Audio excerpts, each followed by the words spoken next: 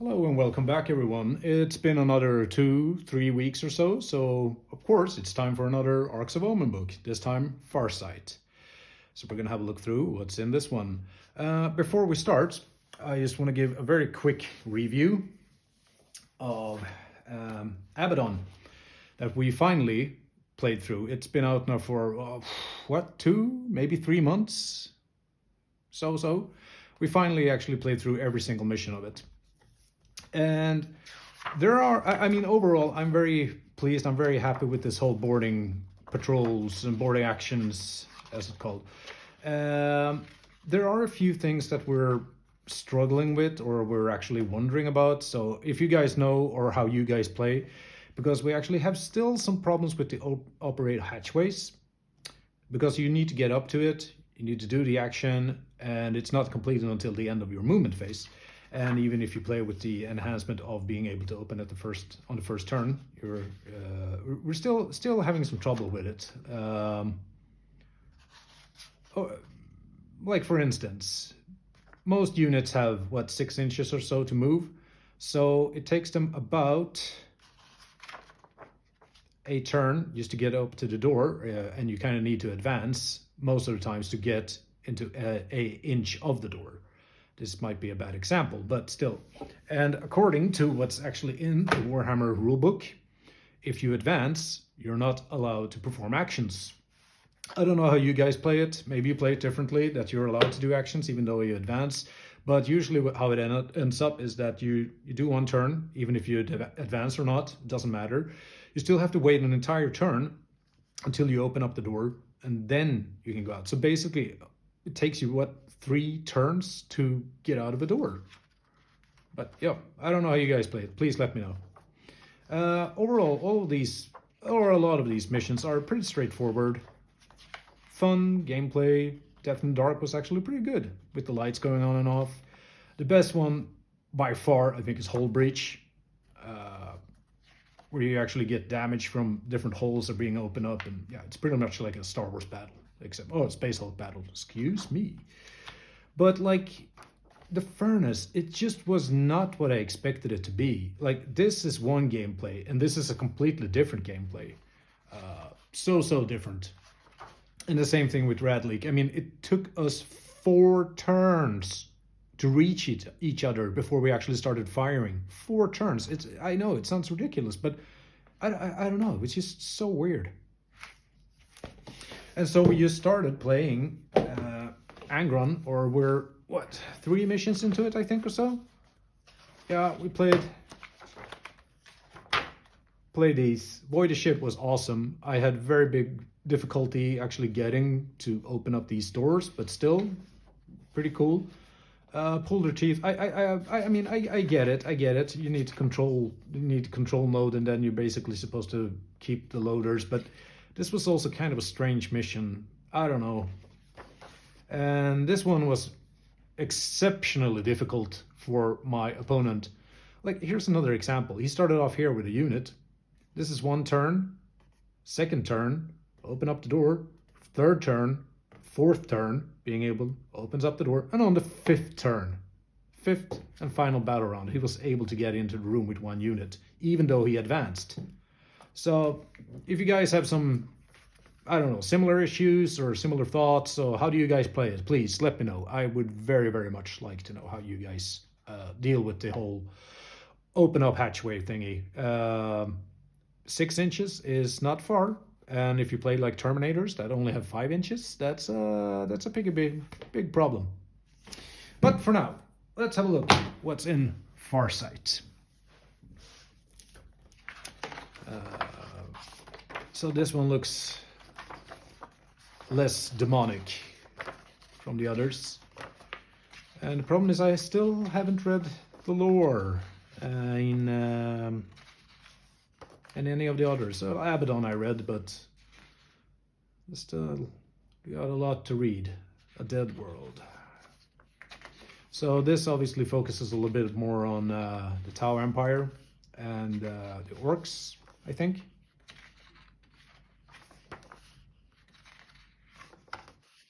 I know there's plenty of people who actually go through the lore, so if you don't, if you're not up to reading it, and nobody will blame you, I'm sure there's plenty of people out there who knows the lore. And I guess there's more lore. Oh no!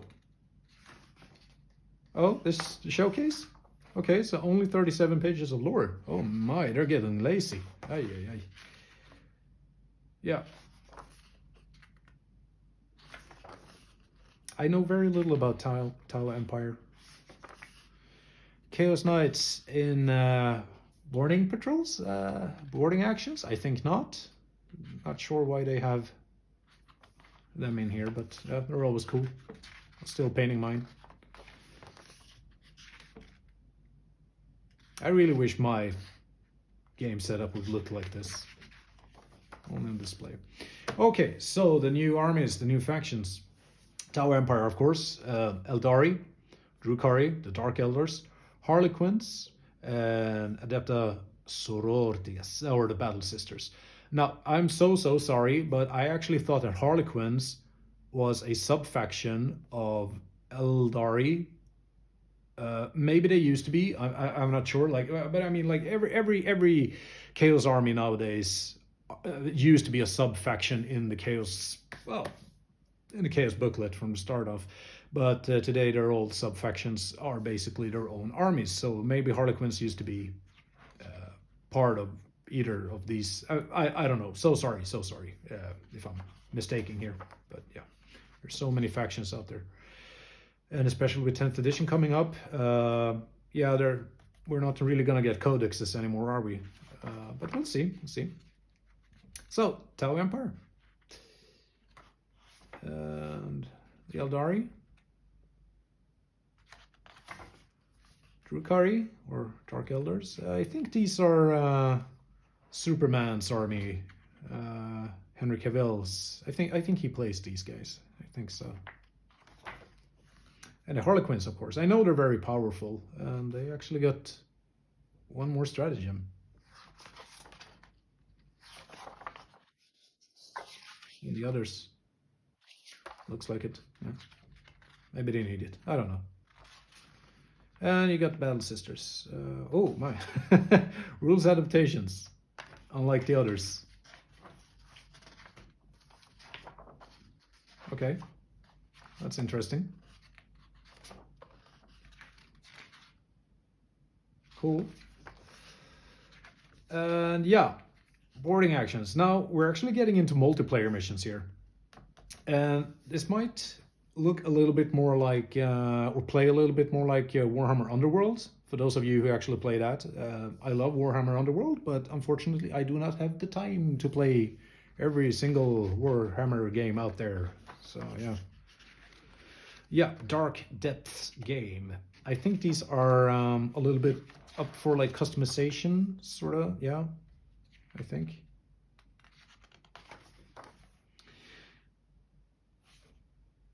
Delta, Gamma, Alpha, Beta.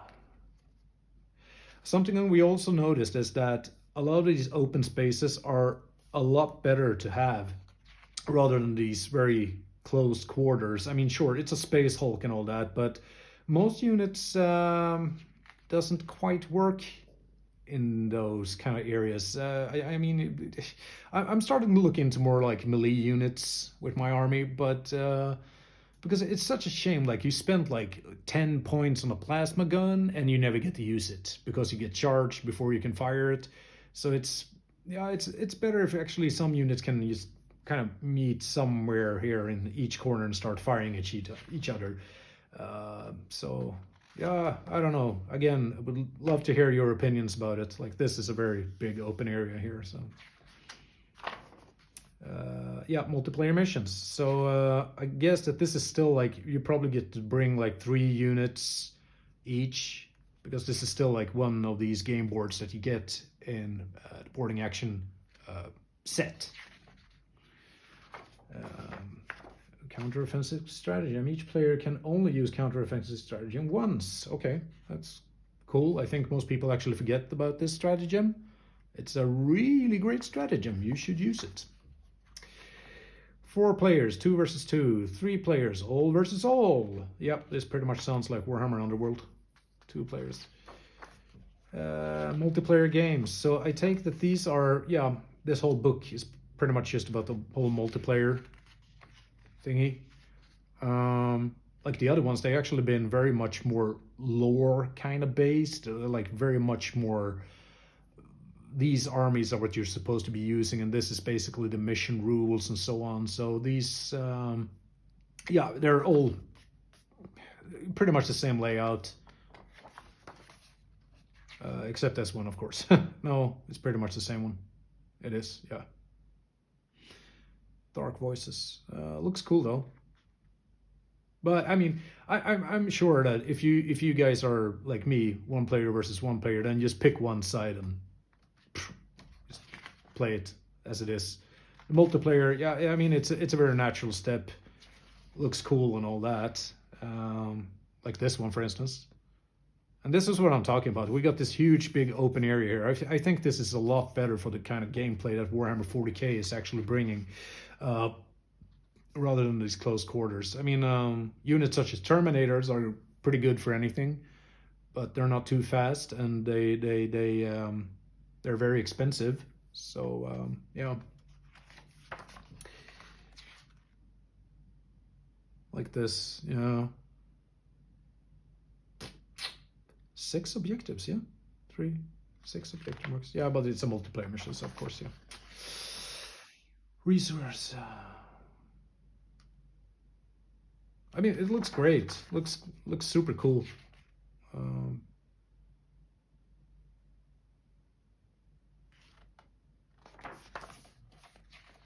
Blood Vendetta.